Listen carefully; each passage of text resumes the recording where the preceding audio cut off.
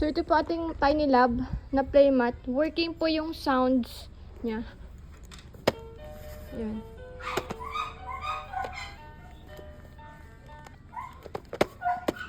Ano yun?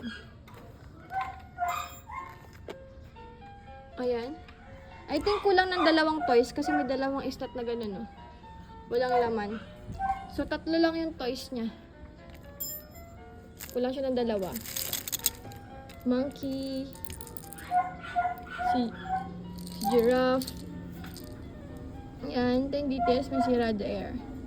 As is where is po, selling low.